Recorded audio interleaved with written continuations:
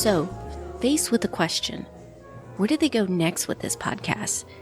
The guys were recently joined by legendary musical genius Bruce Dickerson, who's agreed to be the new producer of the Stack and Benjamin show. They were all excited to meet him. Hey fellas, I'm Bruce Dickerson. Yes, the Bruce Dickerson. You have a dynamite sound, fantastic sound. I have only one suggestion. More cowbell.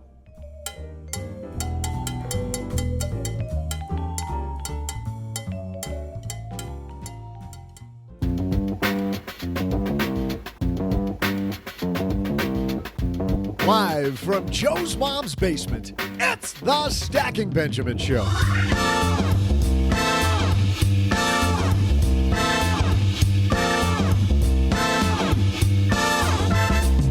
I'm Joe's mom's neighbor, Doug, and it's a great day in the basement because today's the anniversary of James Brown being inducted into the Rock and Roll Hall of Fame, and also because on today's show, we're featuring Dave Ramsey personality superstar Chris Hogan. Plus, in our headline segment, will the government shutdown affect this year's tax return season? One publication discusses many potential issues, and we're going to cover them all today. More? Oh, have we got more? Ow! Oh, yeah! Step back, kiss myself. Tastes so good. We're going to throw the Haven Lifeline out to a lucky listener and answer a question from the mailbag. And, ow! Yeah! We'll top it all off with my amazing trivia. Oh, yeah. And now, two guys who wish they could dance like James Brown and me, Joe and O-G.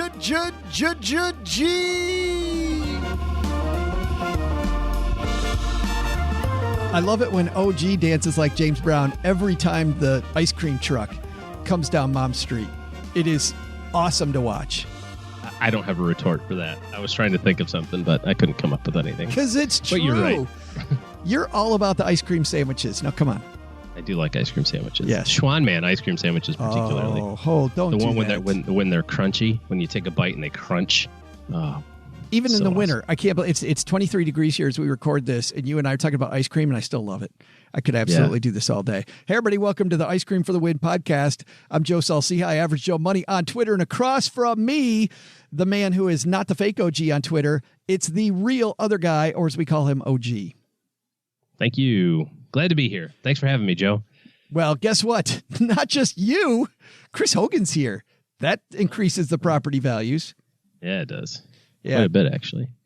Does he know what he's getting himself into? Of course he has no idea. Do you think we tell people ahead of time what they're doing? I'm always amazed when people come back.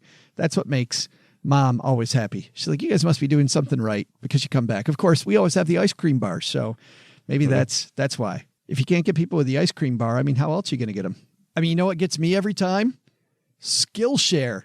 I'm so addicted to this site because you pay one fee and you get to take as many classes as you want. And I am binging right now on branding and design classes because, you know, I'm one of those guys that knows what I like when I see it, but actually putting the colors together is not something I'm great at. Fantastic classes at Skillshare. Thanks to Skillshare for supporting Stacky Benjamins. Skillshare is offering you, because you're smart enough to listen to the show, 2 months of unlimited access to over 25,000 classes for free. To sign up, head to Skillshare.com/SB. That's Skillshare.com/SB. Thanks to Skillshare. Also, thanks to On Deck for supporting Stacky Benjamins. If you're a stacker who's a small business owner and you need capital today, well, On Deck can help with over $10 billion in loans and an A+ rating for the Better Business Bureau. On Deck is the lender you can trust. Find out more at ondeck.com/SB. If you're a business owner and looking to grow the company in early 2019. We're growing this podcast, man, because Chris Hogan's here. But first, we got some headlines, so let's move. Hello, darlings. And now it's time for your favorite part of the show, our Stacking Benjamin's headlines. Our first headline comes to us from MarketWatch. Last week, Bank of America announced their profits. And I thought there's a lot of personal finance so what in this piece, OG. So I wanted to go over this. This is by Rachel Louise Ensign. Bank of America profit and revenue beat estimates. Bank of America Corporation said Wednesday that fourth quarter profit rose sharply from a year ago. Quarterly profit at the Charlotte, North Carolina-based bank, the second largest in the U.S. by assets, was $7.28 billion. That's not how much they brought in. That was their profit, $7.28 billion. Yes. Compared with $2.37 billion a year ago. It's a nice little bump. Good night. Yeah. Per share, earnings were 70 cents. Analysts polled by Refinitiv had expected 63 cents per share.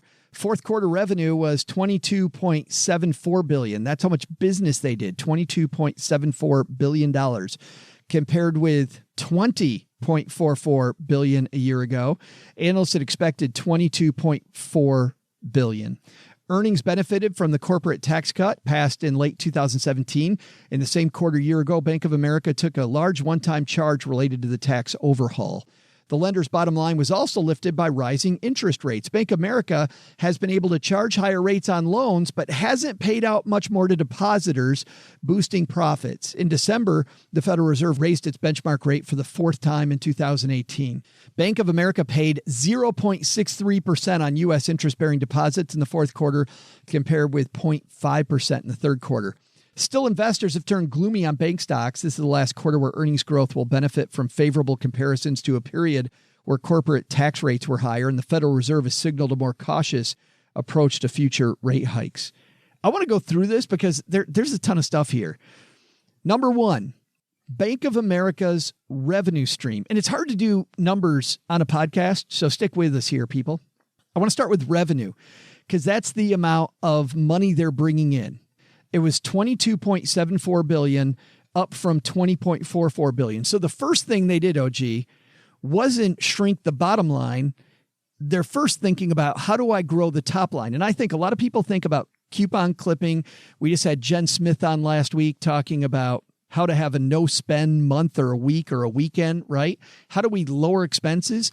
The first thing Bank of America did was they raised the amount of business that was coming through the bank. I think more people need to look at their financial picture that way as well.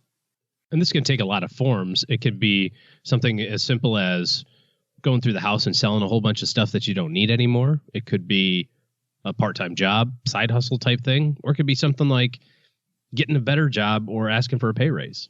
Number I saw recently, 60% of bosses said that if their employee asked them for a pay raise, they would give them one. 60%.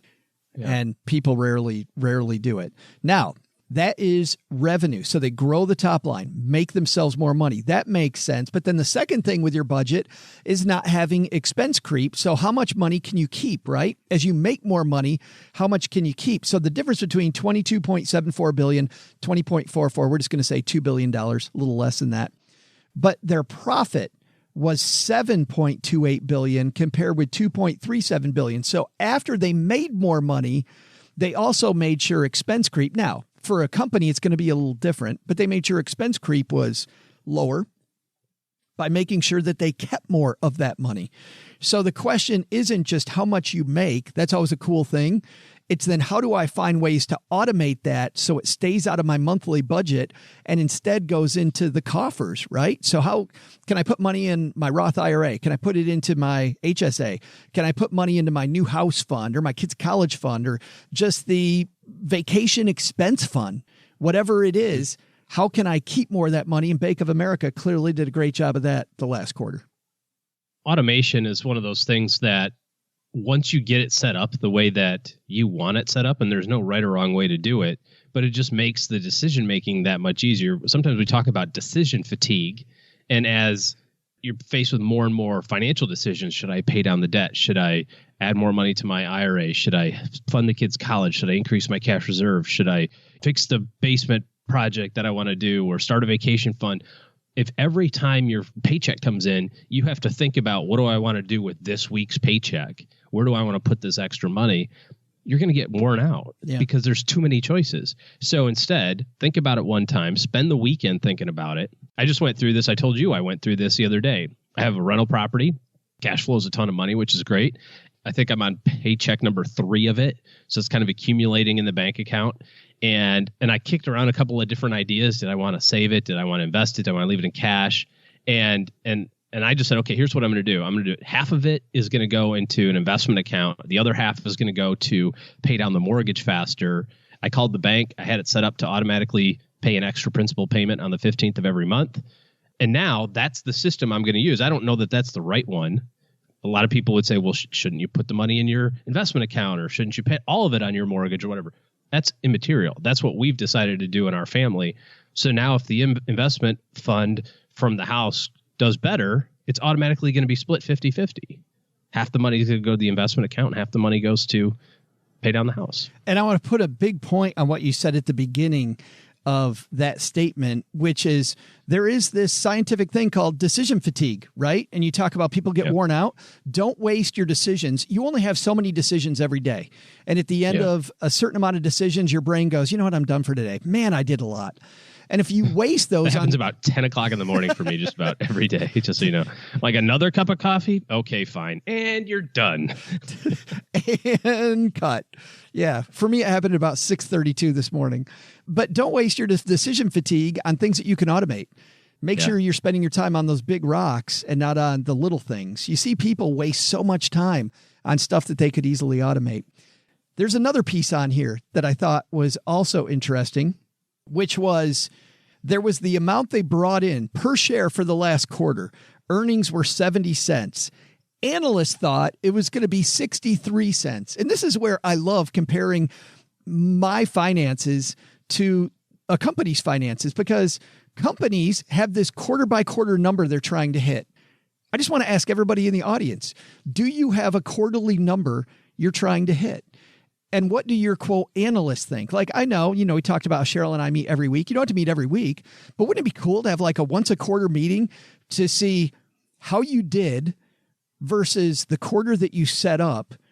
And then your analyst, you and whoever your little committee is, are you excited? Are you disappointed? Would your stock have gone up? Would it have gone down? And then set out your expectations for the next quarter and then see if you reach those. I love that. I think that's would be a good idea. I like that. So cool. Stephen Covey talked about families having a family mission statement. I think this would go hand in hand with a family mission statement. Our family's trying to do X, Y, Z. Here's what we're going to do toward that next quarter. At the end of the quarter, have the meeting. Yeah, we messed it up. We spent too much money on a big screen TV.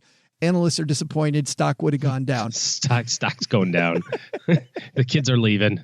Yeah. I love that idea. You can involve your kids too in this, right? You could make this a big family type of thing. So fun. Could be so fun.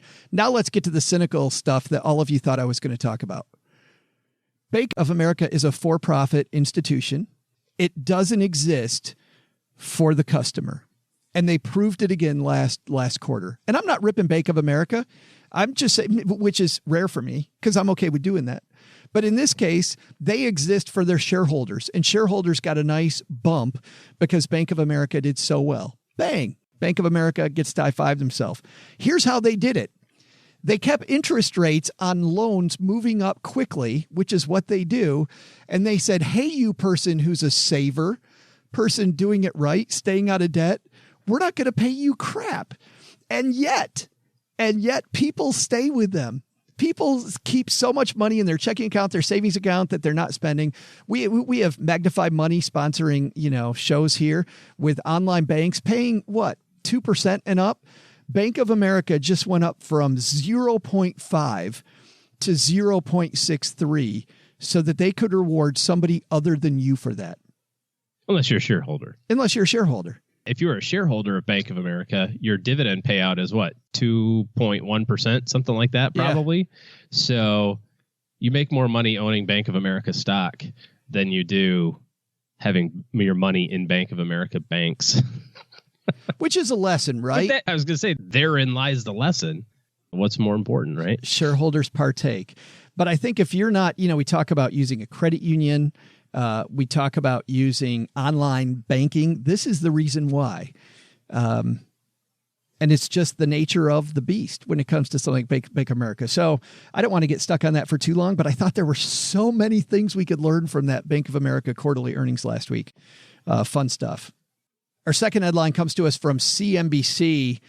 This is disconcerting for everybody listening if you're in the United States. Of course, we've had this government shutdown. Hopefully by the time this is released, the government shutdown is over.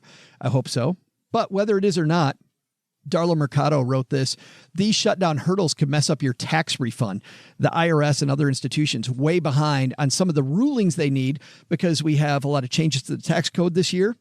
There's going to be a lot of people who may have some issues filing. Let's dig into this for a second. As the partial federal shutdown enters another week, opening day for tax season is rapidly approaching. Accountants warn it won't be fun for filers. The IRS, the nation's tax collector, said 2 weeks ago it would open the filing season on January 28th and will send refunds to filers, shutdown or not. The tax agency also said it would recall a significant portion of its workforce, ordering them back to work without pay.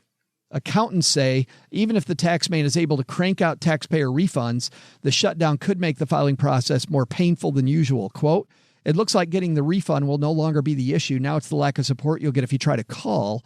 And it'll be significant this year," said Tim Steffen, CPA and Director of Advanced Planning at Robert W. Baird & Company. Here's what might be standing between you and your refund if the shutdown continues. Accountants have been waiting for the last word on regulations that would affect clients' 2018 returns. For instance, small businesses are holding out for the 20% qualified business income deduction. It's a break for so-called pass-through entities, including sole proprietorships and S corporations. Accountants are awaiting final regulations from the Treasury on this break to help clients with their 2018 returns. The shutdown has slowed that process. "I think that deduction applies to more people than we realize," said Barry Picker, CPA and co-founder of Picker and Auerbach in Brooklyn, New York. "It'd be nice to have those final regulations. You don't want to be filing amended returns," he added. While the shutdown has been ongoing for more than 3 weeks, the IRS still hasn't rolled out its contingency plan for tax filing season. Positions that have been furloughed include personnel who will respond to taxpayer queries, according to an earlier contingency plan from the agency. The IRS gets more than 95 million calls on its toll-free lines each year, according to a 2017 report from the agency's Taxpayer Advocacy Service. Close to 40% of taxpayers polled by the Taxpayer Advocate Service said that calling the IRS didn't fully resolve their problem. The Advocate administered a survey to 3,735 filers in February of 2017. Areas where you might be dissatisfied, OG: return preparation assistance, information on a notice, and information on a refund, the Taxpayer Advocate Service found. So if you're calling about those things, you might see that slowed this year. Even the Form 1040 has been overhauled, trimmed to the size of a postcard and accompanied by 6 schedules. "I'm worried that the service won't be able to respond to questions," said Troy Lewis, CPA and chair of American Institute of CPAs Task Force on Qualified Business Income. "I can't think of a time when there's been more change for individuals in the last 2 decades where people will be asking for answers," he said. Taxpayers with amended returns may also wait a little longer to get a refund if the showdown continues.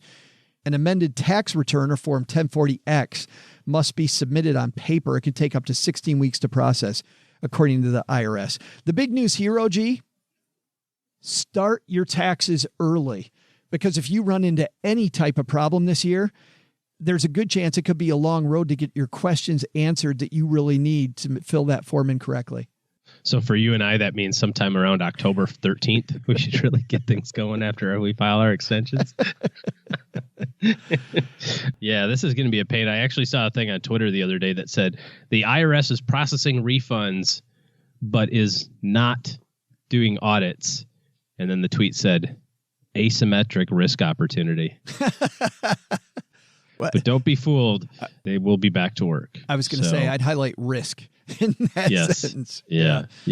This will be real frustrating for people that have questions. And it's frustrating for tax preparers. We do a little bit of tax preparation work for our clients. And sometimes you just have questions. You just don't know where to put something, or you can't really get some clarification. And so you're asking for some help. And even the professional tax preparer phone number sometimes gets backed up, and that can be frustrating for preparers and, for customers of preparers. They want their refunds done, or they want their returns done right away so they can get their refunds, and so get working on them early. That's probably the best idea. Yeah, that is some great advice. Lots of uncertainty this year.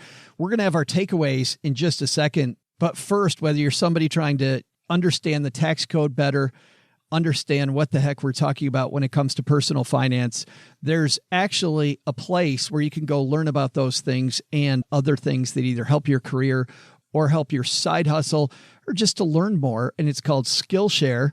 Stacking Benjamins is brought to you by Skillshare. Skillshare is an online learning community for creators like OG and I. With more than 25,000 classes in design, financial planning, business, and more, you'll find countless ways to fuel your curiosity or creativity in your career.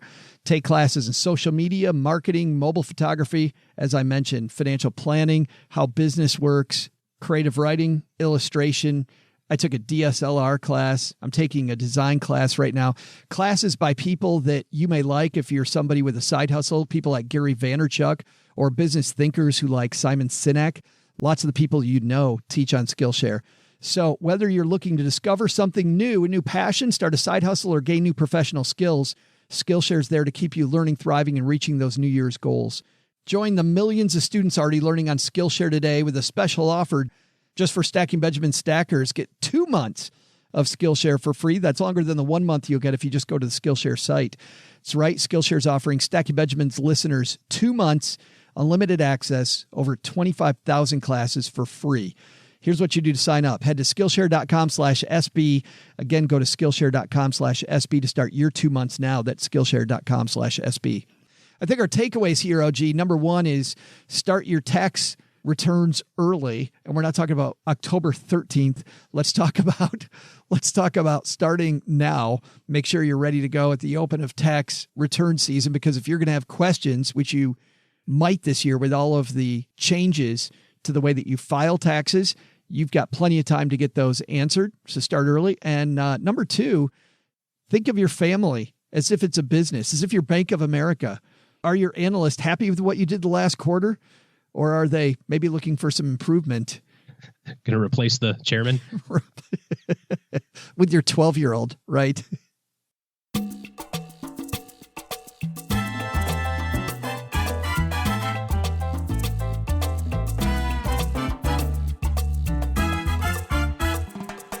Well, you may know him by his voice.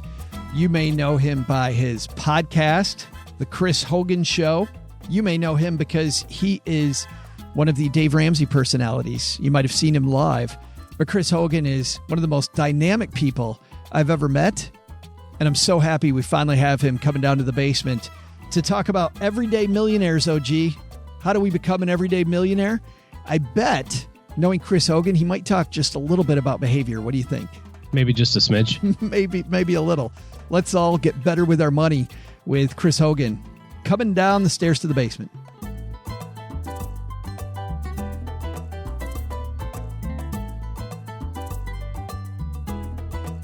And coming down the steps, it's our good friend, Chris Hogan. How are you, man? Oh, I'm doing well, Joe. It's good to be back with you. Well, congratulations on the book tour. How are you liking going from hotel room to hotel room for a few months? Well, you know what? I mean, the hotels I could do without, but I tell you what, as I go city to city, I love meeting the people. Yeah, right. I love talking to these everyday, hardworking men and women that are focused and have the courage to chase down their dreams. Well, let's dive into it, because in your new book, Everyday Millionaires, you say that millionaires believe they can do it. Did you always personally believe that you could be a millionaire, Chris? No, I did not. To be honest with you, I thought growing up in rural Kentucky that, a millionaire was someone that either made $1 million a year, was a pro athlete or an entertainer, or they inherited it from their family. Yeah, I want to dig into some of those because you talk about a lot of those myths, but you also say that millionaires don't believe the popular lies about the wealthy. And maybe that's what you're alluding to. What are some of the lies? Well, you have to be careful, right? Because, Joe, if you believe a lie, you start to limit yourself in what you can achieve. And so we busted 6 big myths inside of this book. 2 that really jumped out at me are the number one, that wealthy people inherited all their money. A lot of people firmly believe this. And the reality is, based on us doing the largest study of millionaires that's ever been done, we talked to over 10,000 of them. And the truth is 79% of these millionaires didn't inherit a dime. And then you had 5% of them that didn't inherit enough to cause them to become a millionaire. So you've got an overwhelming percentage. Almost 83% of them did not become millionaires because of anything they inherited. So the truth is they're regular, hardworking, everyday men and women that were focused and had the courage to chase down their goals. But if it doesn't mean inheritance, Chris, does it mean a high-paying job? Not at all. That was another myth we busted. People believe they have high-paying jobs. And the truth is, a third of these millionaires never had a 6-figure household income in a single working year. Now, hear me with this. We're talking about dual income families that didn't make six figures. So high paying job has to go out the window. It's not. These people are working. A lot of them were making under $100,000 a year, but they were still investing over time. By the way, 79% of them said the number one thing that caused them to get to millionaire status was investing in their employer-sponsored retirement plans. So that means we're talking 401ks, 403bs, and Roth IRAs. These are the same tools we have available to us where we work. Which is interesting because, I hear some and you've seen these people too, Chris, some very high profile people saying you should avoid your 401k because of the fees. You should maybe because you don't know where the money's going, yada, yada, yada. But you're saying that, hey, I can just invest at work and get there. Yeah, absolutely. Anybody that's telling people to avoid the 401k, they don't know what they're talking about. Obviously, you want to be investing in things that you understand and but here's the deal. We know inflation is real. We know the cost of things are going to go up. Gas prices 5 years ago were a whole lot less than now. So 5 years from now, guess what? They're going to be higher. So if your money is staying the same, you're going backwards. We have to grow our money. And the best way to do that is investing it.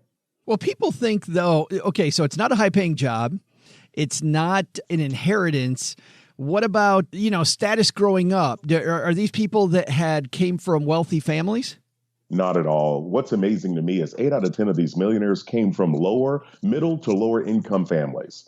It wasn't a matter that they had a silver spoon in their mouth, that anybody handed them anything. These were hardworking people that made decisions for themselves. And I'll tell you another stat that jumped out at me from this research. 97% of these millionaires feel that they control their own destiny. So that means they're hardworking, they're focused. They're not scared of anything that's hard. They want to do things that are worthwhile. And so that's the thing that I love about people and who they are and what they're chasing. Yeah, that it's right in your hands. No matter who you are, it's in your own hands.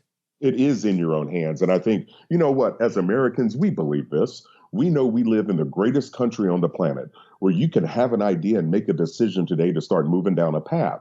We don't need anybody's permission. There's no permission slip like back in grade school. We get a chance to do that with our energy and effort each and every day. Can we dig into one of these stories about the everyday millionaires? Because you profile quite a few people. Maybe let's talk about Thomas, because this was a really interesting story. Can you tell me a little bit about him? Yeah. Thomas is an interesting story just because of his childhood. And he had a rough upbringing. It wasn't easy for him. His dad was an alcoholic. His mother suffered from some mental health issues. And they struggled with him growing up to the point that he spent time in 3 or 4 different foster homes throughout his childhood. But despite those challenges, despite the setbacks and the hard upbringing, he was even able to stay focused himself. He ended up serving the country in the military. He came back, pursued his degree in college, went on and got an advanced degree and went into education. And so he knew the value of people hearing affirming words and being taught. So he went into education. But what's amazing is that Thomas, who came from that tough upbringing, ended up retiring with a net worth of over $2.7 million. Wow. So again, it's not a matter of what you come from. It's not a matter of where you were born. It's the choices we get to make for ourselves each and every day. Is one of those choices, going to Thomas, it sounds like going into education, he's surrounding himself with a certain type of people. Did you find it's a little bit, Chris, of who you surround yourself with? Well, I think it's really important. People always say, the people that you're around really impact what you think and what you believe is possible. And so I think it's important for us to really take a look around the people we're hanging out with. Are these people that are motivated? Are they hardworking? Are they goal oriented?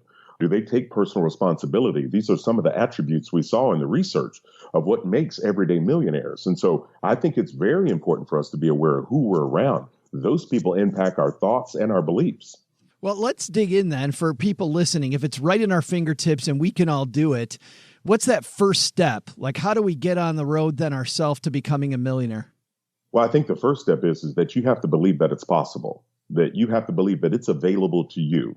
Despite where you were born or where you went to school, it's available to you. And I think once we do that, we've got to grow our knowledge. We really got to start to understand how budgeting works, about saving, the threat of debt, and the importance of investing.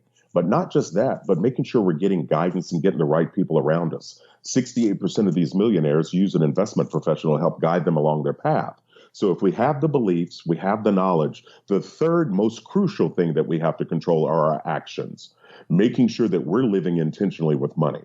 that we're understanding how it works and we're controlling it. 94% of these millionaires live below what they make. So they're not spending every dime. They're being very intentional.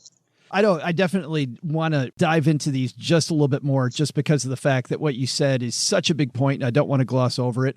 The belief part, I think we covered that really well. Second was education and knowing how budget works, knowing how investments work.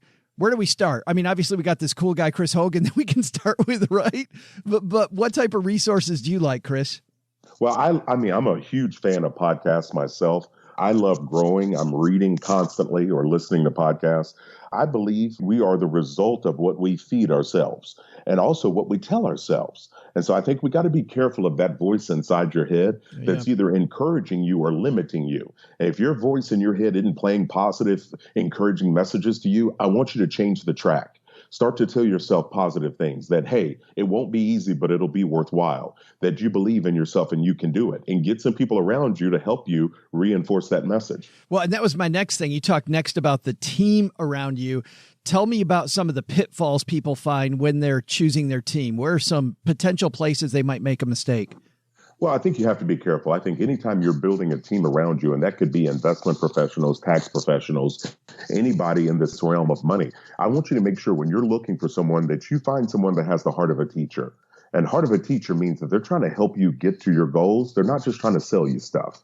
And I think when you get someone with the heart of a teacher, that's where they're laying things out. They're listening to your questions. They're talking with you, not at you. And now you feel like you know more after interacting with those individuals. Finding those people are absolutely crucial to your everyday millionaire journey. Yeah, great advice. And the last one was the action, right? Making sure you're taking the right action. Do you have a system, like at the end of the day, that you go back and look at the actions that you took and kind of do a replay, or maybe a family meeting, or how do we make sure that those actions that we're taking are actions that are going the way we want them to go?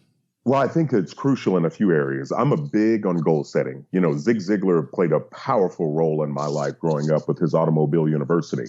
So I think writing down goals and being clear on what you want to accomplish is imperative. But when it comes to financial, you know, budgeting is really, really important. To write down a plan for your money before the beginning of the month and track that each week. See if you're staying on pace. And if you do have debt, and a lot of people do, it doesn't mean you can't still become an everyday millionaire. We just have to get a plan to get your money back.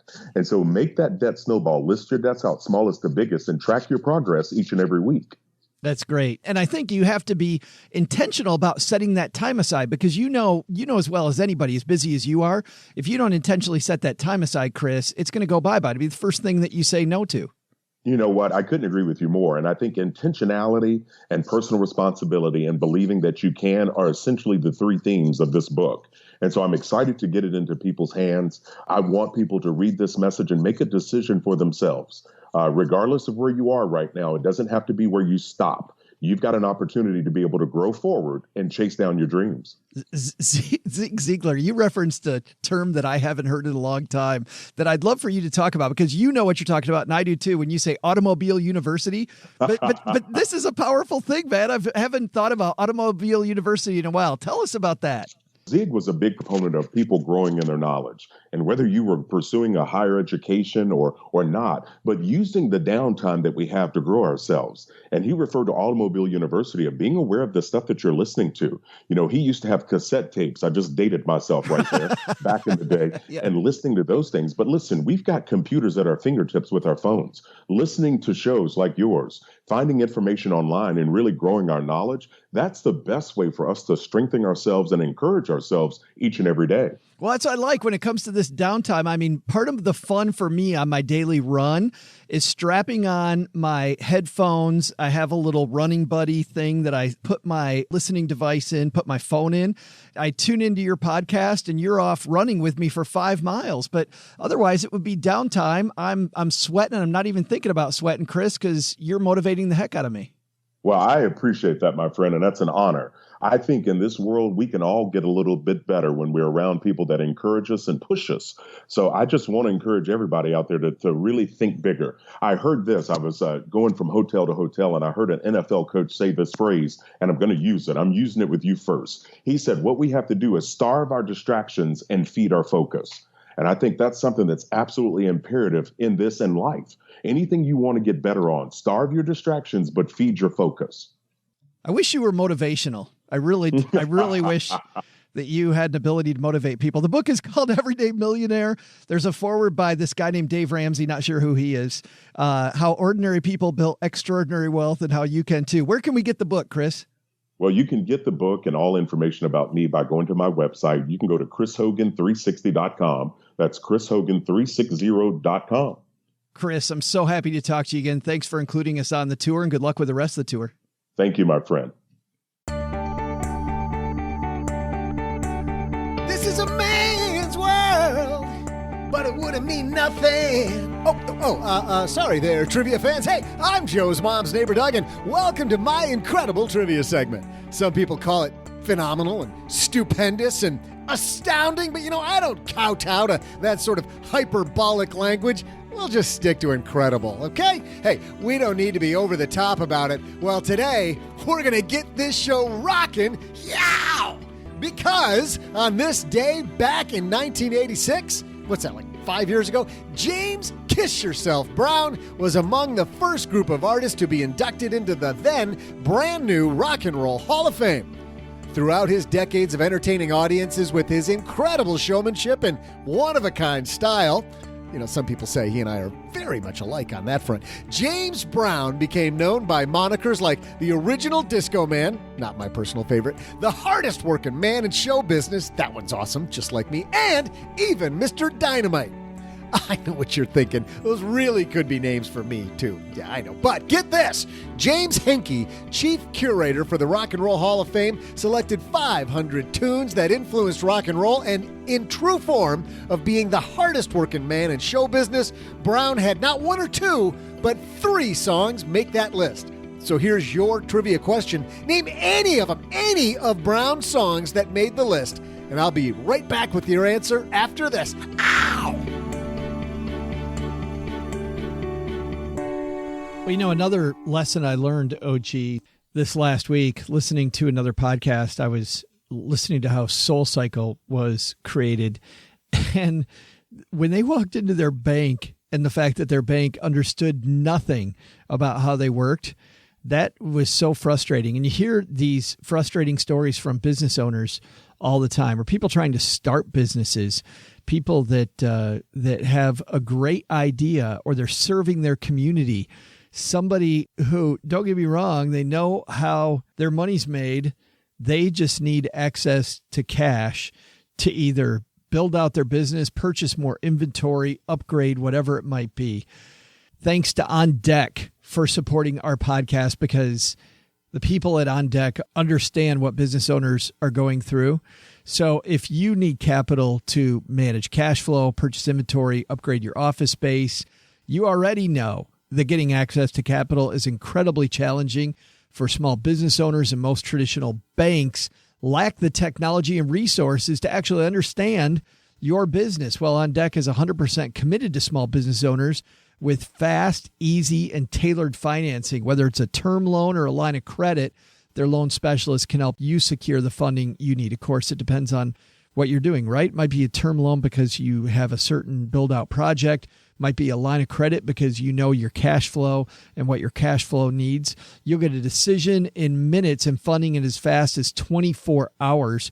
Something else banks struggle with there. On Deck does not require any business collateral. The application process is simple, and it won't impact your personal credit. You know how many small business owners get frustrated when they walk into their bank, and the bank wants to tie as much of you personally to your business as possible. Don't have to worry about that. Well, with over $10 billion in loans and an A+ rating from the Better Business Bureau, On Deck is a lender that you can trust.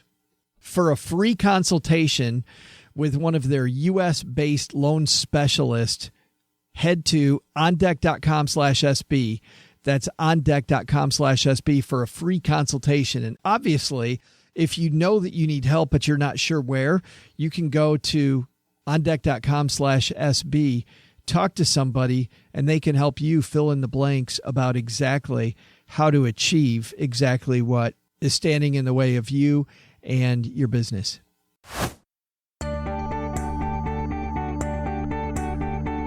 Welcome back, trivia fans. Yeah, ha! I'm Joe's mom's neighbor, Doug. So this being a money show and all, I was curious about how much money the hardest working man in show business made back in the day. So I can compare my net worth with his. And I think James Brown must have fibbed a little about his net worth because, it says here that James Brown net worth is valued at like $100 million, which is nearly $100 million more than mine. Well, let's not throw stones here. As Joe's mom says, how about that trivia, Doug? Get on with the trivia, Doug. She's always saying, get on with it. Jeez, Mom. All right, I'll get on with it.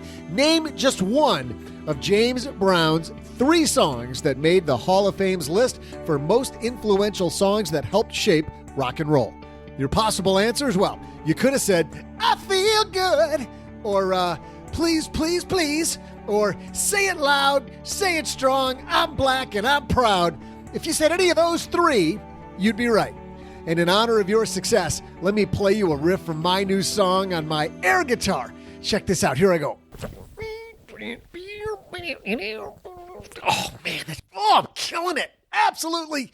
It's amazing. Yeah, you learned something there, right? Because that's how the pros do it. You're welcome. See ya.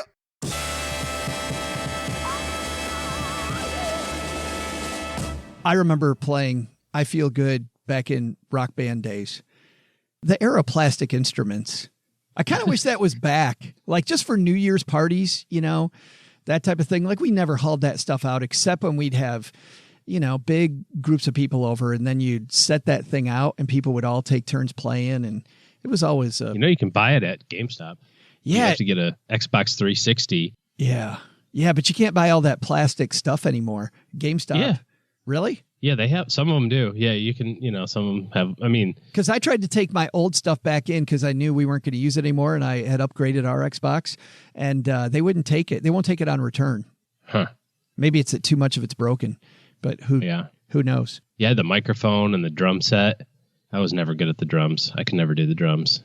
That's a guy watching James Brown biopic a couple years ago. There is a person who had just such a messy personal life and was just something else when he got on stage, Yeah, I don't know anything about him. It was not the world's best movie. It was all right. Hey, let's throw out the Haven Lifeline and tackle some of life's most important questions, which isn't James Brown's tax returns. Yeah, not James Brown's personal life. Our friends at Haven Life Insurance Agency, they put what you value first. Filing your tax returns. On time. I said that. Early even. Yes. Well, it's your loved ones and your time.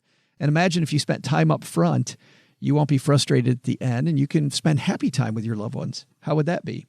That's why they made buying quality term life insurance actually simple. Head to stackingbenjamins.com/Haven Life now to get a free quote. I love all the press about how simple it is. How Haven Life is really rocking the term insurance world. Affordable prices, applications super simple and online, so you're not poking your eye out. No waiting several weeks for a decision. Super lovely customer support. stackingbenjamins.com/Haven Life. And today we're throwing out the Haven Lifeline to our new BFF, Matthew. Say hi, Matthew. Hey, Joe and OG. This is Matt. Recently married to my wife the last few months, and it's about tax season time. What do we do, or where can we find information for newlyweds when it comes to taxes? We both have jobs, no kids, no house, so it should be pretty simple. And I'm assuming online services would probably do TurboTax or the like, but I still wanted to get your guys' thoughts on that. Thanks again. Great question, Matthew. For a very simple tax return, OG, I can answer this one a little bit, which is we have a good friend, Hannah Rounds, who's come on the show the last 2 years, and we're going to have her on again next week, actually talking about comparing tax software. Because for somebody who has it as simple as Matt has it, as a newlywed, no stuff out of the ordinary, OG, I think probably tax software is going to be the way to go. It really is. If you've got a very clean way of organizing your finances already, you've got a pretty straightforward financial tax picture, a couple of W-2s, a couple interest statements, a dividend statement from your brokerage account, a Roth IRA contribution, maybe a little bit of money in interest or charitable donations. It's going to take 15 minutes to go through your taxes. One of the nice things about the simplification of the Schedule A this year, or rather the increase of the deduction, which makes that Schedule A almost go away for a lot of people. I'll be interested to see the number, but it seems like everybody I talk to is going to just skip the itemized deductions this year.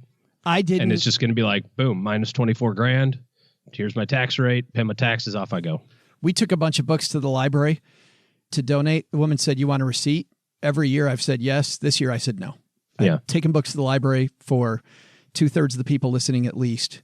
No longer going to have an effect, where in the past it might have.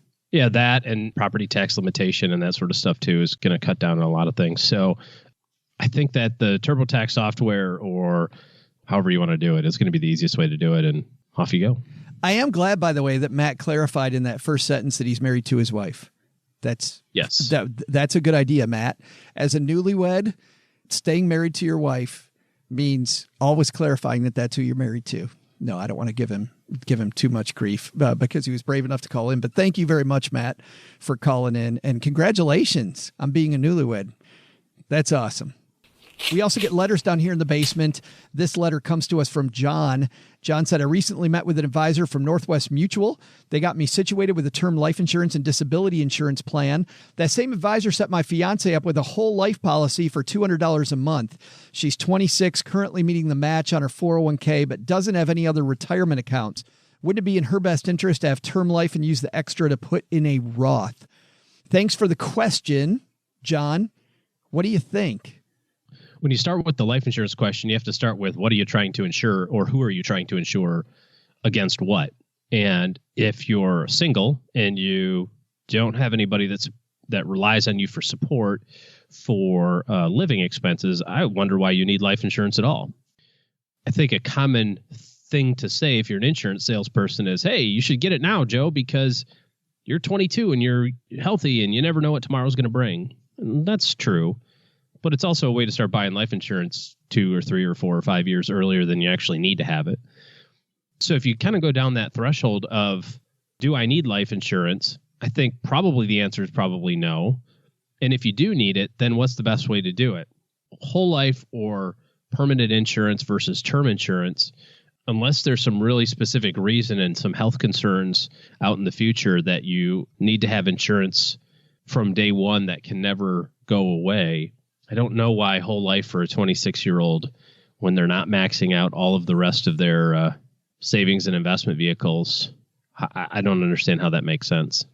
Yeah, it's interesting to me because when he said that the Northwest Mutual person recommended term life insurance and disability coverage, I thought fantastic. Because as you know, OG, a lot of people have disability coverage through work. You also know that a lot of the time they just check the box and that disability coverage is nowhere near enough. And people say, yeah, I've got it. Not how much do I have? And I'm much more worried about disability coverage, actually, than I am life insurance.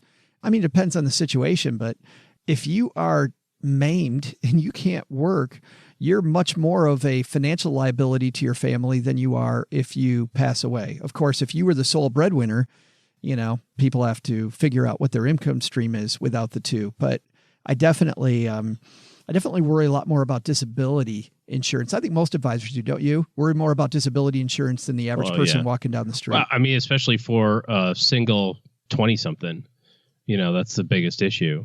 Fast forward 15 years, you've got 3 kids, a big mortgage, and a spouse stays at home. Now you're talking about life insurance is a real big need too, but so is disability. Yeah. It's not an either or at that point. I like the disability thing for John, but the whole life insurance. I'm trying to be real nice here. The whole life insurance. The big question is why. I like that. The big question is, what did the Northwestern guy spend his $2,400 commission on? Yeah, where did that go? Well, I think the bigger question. I mean, that's a little cynical. The bigger question is why. Was a lot of cynical. Was there something in their discussion that we don't know about that led them to that thing? Because we don't know all the information about why you do that. We've talked before about for the right person, which to be clear here is way far less than it's recommended. For the right person, whole life insurance, okay, you can go do that. But without a lot of information, John, I think we agree with you that that money might be better spent. So ask why first. Thanks for the questions. If you've got a question for the show, call the Haven Lifeline, stackybenjamins.com/voicemail, because Matt, as a newlywed, is going to get to show off his Stacky Benjamin swag with his spouse. I'm sure that will just increase the amount she thinks that she made the right choice. Like when her new husband shows up in a Stacky Benjamin's Greatest Money Show on Earth t-shirt, she's going to go, I'm married to that guy. And congratulations on that, Matt. If you'd like to email us or just see all the ways to interface with us, head to stackybenjamins.com and you'll see a link at the top of the page that says questions for the show. Click here and there you go. Last thing for today. Well, we actually have two quick things. Number one is thanks to everybody who's left a review of this podcast. Reviews of the show are how we tell people exactly what they're getting into when they listen to Stacky Benjamins. And this one, Mom's putting on her fridge. This is 5 stars from Dave from Ireland. Best show ever. I can't speak highly enough of this show. It's the perfect mix of entertainment and financial education. Since I've started listening to this podcast, I've learned that my old strategy using target date funds was not a good one. And I'm actually happy about the stock market sell-off because, as OG says, everything's on sale.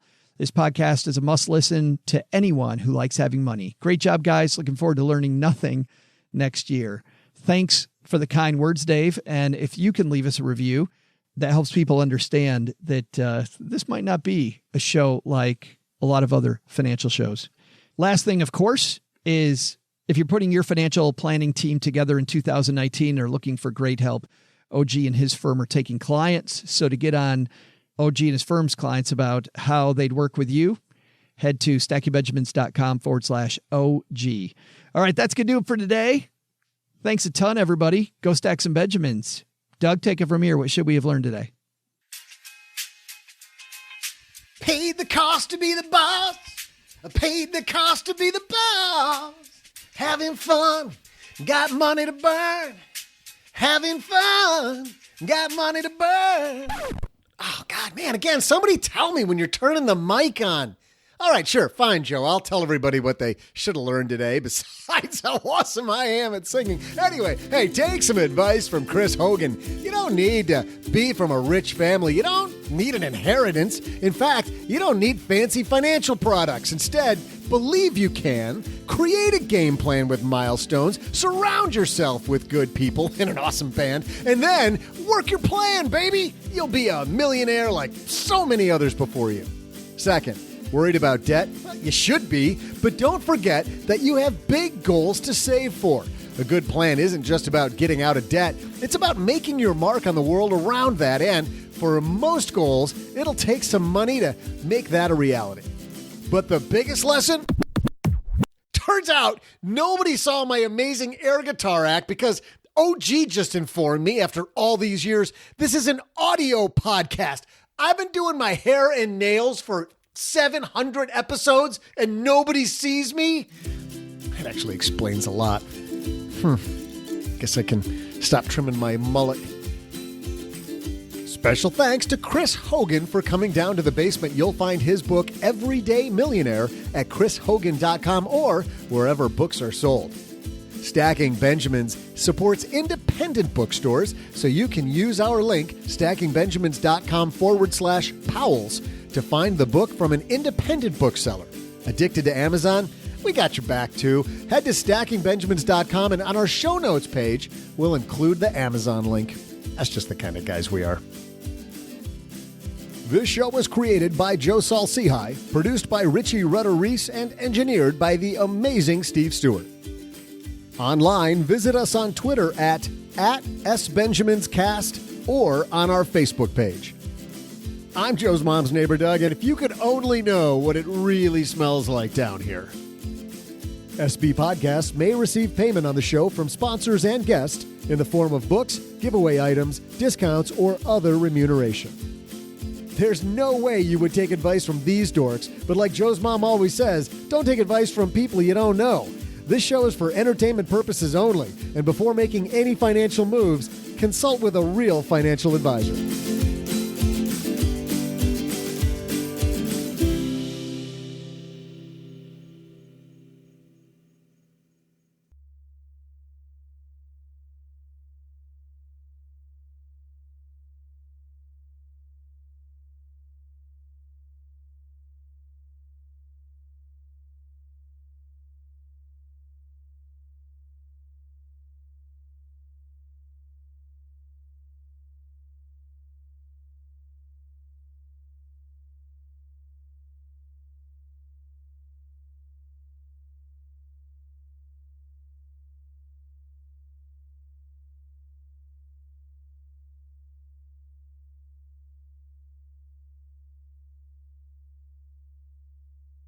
I know we have a backlog of movies that we were going to talk about, but I did want to talk about something. We generally don't talk a lot about our reviews, but we haven't done this in a long time. So I thought it's a good time for us to do this in the after show, OG, which is we got a review, which was a nice review.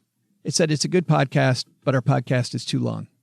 And I want to tell you about a lot of important stuff to talk about there. So, well, I just want to tell people the method behind the madness because, you know, we live in the world of public opinion, and whether I think that that's fair or not is fine. But we're in a world where we put this thing out to people and people are going to share what they think about it. But I wanted to take a second because we haven't talked a little bit about how we put the show together so that the show length is not a problem. They say when you create a podcast that you would want to listen to. And so you also know when you create a podcast that you are going to attract people who are kind of like you, and you'll repel people who are not like you and who don't like what you do.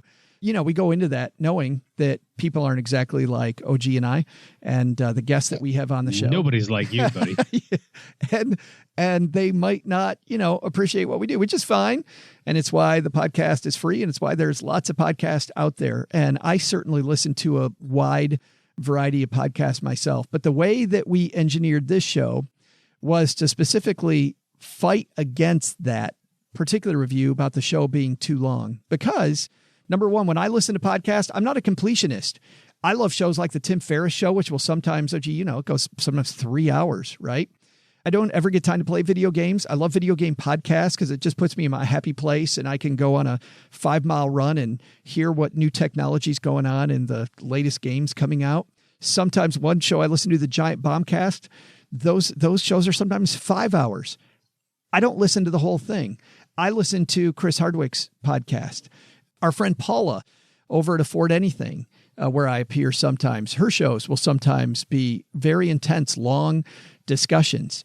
And we try to keep our segments short for people so we can get through things, maybe before you have to park the car at work or wherever you're commuting to or before the run's over. But I don't expect people to listen to the whole show. We love you listening to the whole show, and I'm not discouraging you from doing that.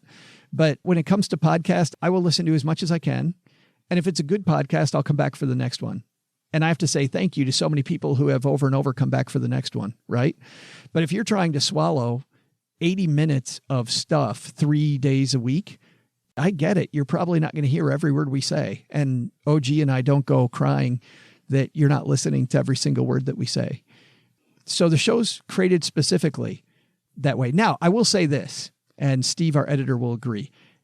80, 85 minutes, probably too long. The 30 to 45 minutes that the person's advocating in this review ain't ever going to happen because I like having 2 different headlines. I like having 15 to 20 minutes with a guest, hopefully. And sometimes we go a little longer, but we're not as long as the in-depth interviews are there. And then I like answering 2 listener questions. And if we're done with that in 45, 50 minutes, and then we, can have this segment afterwards, I think we've created the product that we intended to make. So I just feel bad. Whoever left that review, we haven't talked about how we put the show together in a long time, OG. And certainly we're not going to have time to respond to every, critique or criticism. And frankly, partly because we like it the way it is. But that one, I really did want to tell somebody that, hey, if you feel like our show's too long, turn it off and just come back next time. It's okay. Yeah. Yep. Yeah, that's all right. I do the same thing. That's what I do. I check out probably 6 or 7 times during an episode. Which is why, I got to keep waking you up. Like, hey, dude, We're on the next thing. No. All right.